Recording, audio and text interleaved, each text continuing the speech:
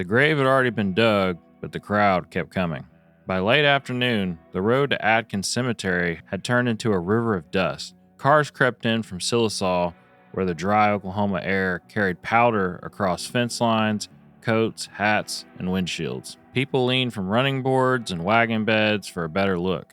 A child was lifted above the crowd just long enough to see the casket moving towards the grave. At the center of all this was Charles Arthur Floyd, 30 years old, dead 6 days, and coming home to the soil that had helped him turn into a legend. The rest of the country knew him as Pretty Boy Floyd.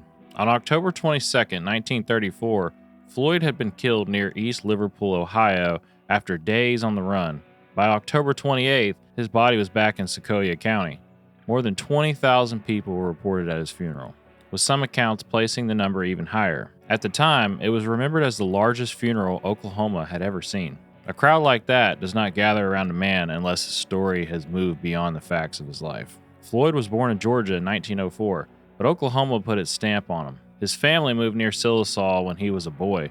He grew up among poor farm people in country where land could feed a family one year and ruin it the next. Work was constant, security was not. Cotton really didn't care how tired a man was, and debt didn't care how honest he had been. When the Great Depression tightened its grip, that hard life became something meaner. Banks foreclosed farms, families lost houses, animals, tools, and the little dignity that comes from believing tomorrow might be better than today. A man could spend his whole life trying to stay even, then find himself beaten by a piece of paper signed inside a building he could barely enter. In that climate, the word bank carried a different weight. It didn't sound respectable to families who watched neighbors driven off their land. It sounded cold, distant, and final. So when Floyd robbed banks, the story landed in dangerous territory.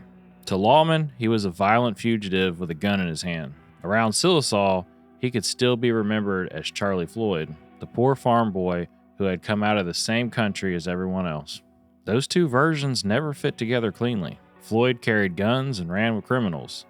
His name belonged to a world where men died suddenly and families were left to live with the damage.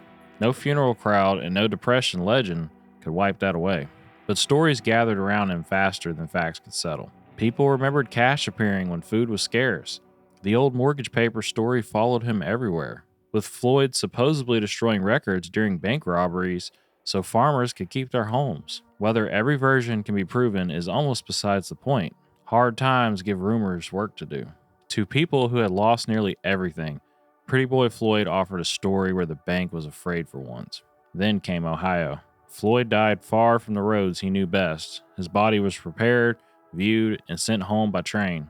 By the time it reached Sallisaw, the funeral had already begun to outgrow the family. The viewing drew crowds too large for a normal farewell. People moved through the funeral home with the quiet pressure of a public event.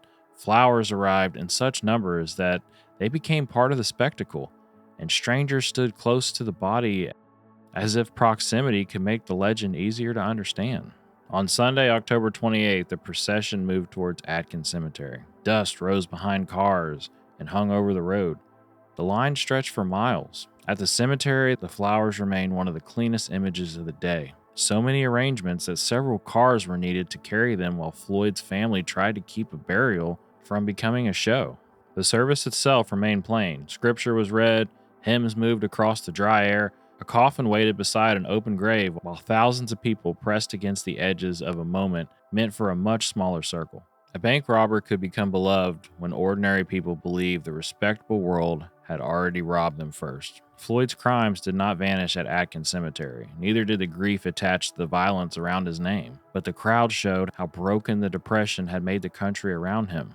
In a world of foreclosures, hunger, and humiliation, even an outlaw could be mistaken for justice if he pointed his gun at the right enemy. When the coffin went down, the crowd leaned for one last look. Then the dust took the road again. Oklahoma watched Pretty Boy disappear, but his mother lost Charlie. So guys, hopefully y'all enjoyed this episode. We're happy to bring it to you. If you guys want to support the channel, you can support us on Patreon or go to our website, eclectichistoricalsociety.com, to buy some awesome merch, and it helps keep this channel going. Thank you guys for liking and subscribing to the channel. It means the world to us. And with that, remember, history is lost if it's not repeated.